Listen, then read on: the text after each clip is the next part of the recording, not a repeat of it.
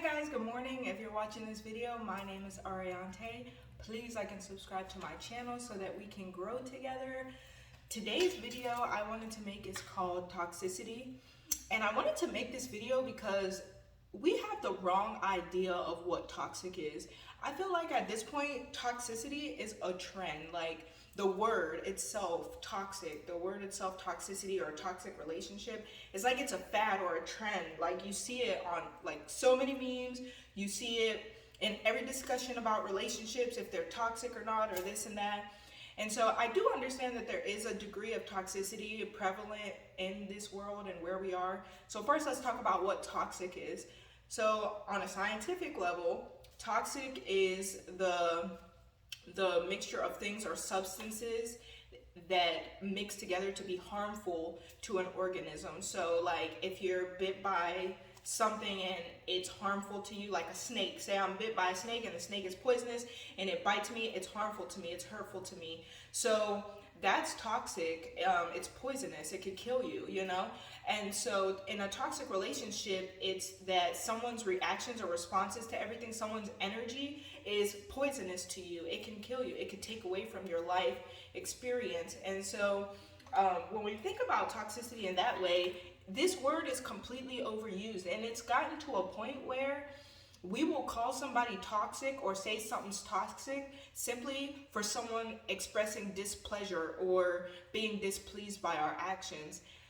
Now, I do understand that there is a correct way to go about it, and we never want to respond to anything irrationally. And I do have a video on irrationality to talk more about that, but say I have dissatisfaction or displeasure in one of my relationships, it's important for me to be able to come to terms with where the source of that displeasure or dissatisfaction is and express it to that person in hopes that we come to an understanding, or that person has a perspective on the other end that explains why they may be acting this way or doing that.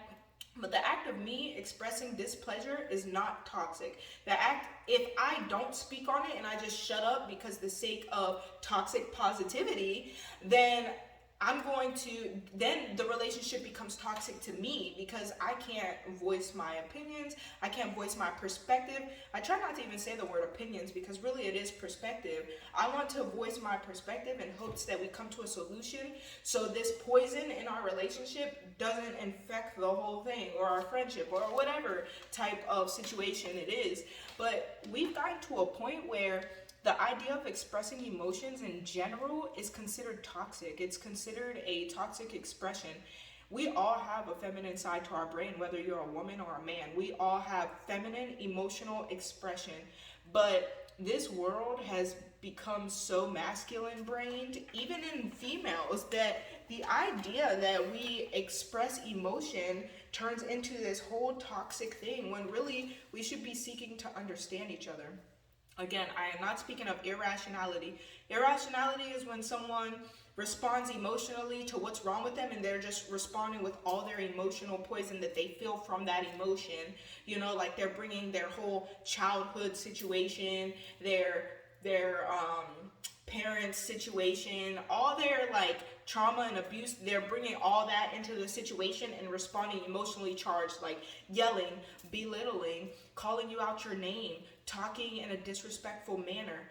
But if I feel an emotion and I feel it strongly and irrationally, I'm going to sit and I'm going to sit with it and I'm going to meditate on my thoughts and my feelings and what is the source of bringing this emotion up. I'm going to even go back into why it might trigger me in this way to make me feel this way and go back to all that trauma and emotional abuse that I faced as a child so that I don't bring that into it, so I can separate that situation from this. So that way when I come to you, I can say, this situation made me feel like this because of this. So that way you understand where you're triggering me or where there is something that we can do differently, or even I can gain understanding on why you feel so strongly to act that way or be that way, so we can come to an understanding that when you act or be that way, it's not to offend me or hurt me. And in that way, we're emotionally available for each other. And I have a video on emotional availability, but we're emotionally available to each other and we can express things without being labeled as toxic. But when you label someone toxic just based off of their expression, and it's not an irrational expression, it's truly how they feel, you're silencing them. You're shutting down their ability to communicate. And I'm a person that I've gone through that a lot, especially being in an abusive relationship. I've gone through that a lot to where the person will shut me down and I will literally just disassociate, just bottle up, and just get to myself so deep inside of myself that I don't even want to talk to you. And when I can't talk to you, then we're not even building a relationship. And that's how toxicity happens. So you can be toxic to respond irrationally, but you can also be toxic to call someone toxic because you don't have the emotional availability to be available to hear how they feel and where they're going with it. Now, if we keep getting to this situation, it keeps coming up, and we're not thinking of solutions, that's when it becomes toxic, because now it's poisonous. Now we can't get past it. Now we can't move forward. Now the whole relationship is being poisoned by this thing.